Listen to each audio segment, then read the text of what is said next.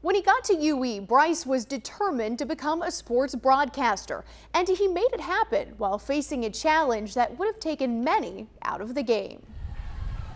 Welcome in live to James and Dorothy Cooper Stadium. It's game day at the University of Evansville. They're trying to bounce back here today against a rival that they know well. On the field, the Lady Aces. Megan Gursky, a pitcher, does it there with her bat. And on the radio, interesting lineup change there, moving Kayla from first to left. A familiar voice. She drives the ball out over the wall and gives herself and Evansville a 1-0 advantage. The man behind the microphone is UE senior and color commentator Bryce Weiler. Sacrifice fly produces a run, and a base hit could push both those runners across.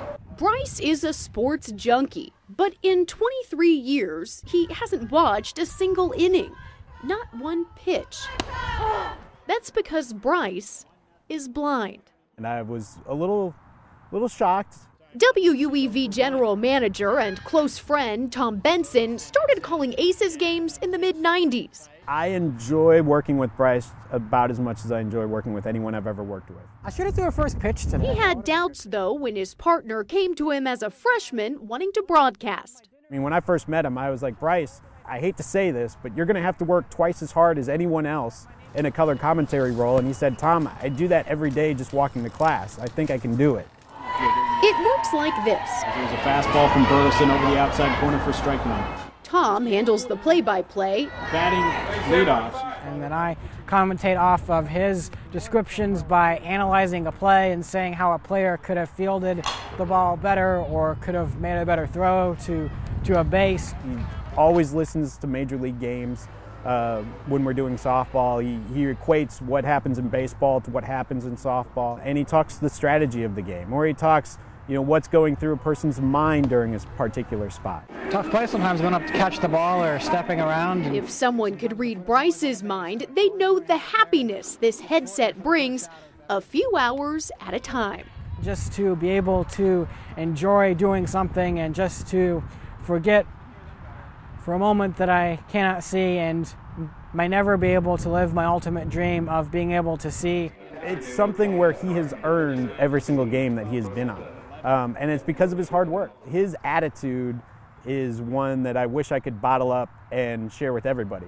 He just will always go after what he wants. That's what happened a few years ago when Bryce started contacting college coaches. He's now friends with dozens, including Louisville's Rick Pitino. Good luck, you guys. Gifted him a pretty impressive championship souvenir. Well, I always walk over to put my ring on before I walk over to pick my cane up every morning, because putting on my championship ring makes me think of all the things that I have been able to do and will still be able to do in my life. Things like earning a college degree. Bryce graduates on Saturday. That's going to be a sad day because I have gotten so used to working with him over the last 4 years. It's like not having a friend there. The final time that I take that headset off and set it down on the table, that's going to be one of the hardest things that I've ever had to do. A free base is like a free donut, though. You don't want to give them up. The mic won't come with him when he leaves UE. That may be the wisest piece of advice I've ever been given, Bryce. But Bryce's love of radio and the Purple Aces always will. I'm sure Bryce will be listening to plenty of UE games as he heads off to Western Illinois for grad school, where he'll study sports administration. He wants to find a job where he can inspire others through sports. Bryce is already doing that. He's spoken to several different college teams and recently even met with the Pittsburgh Pirates manager.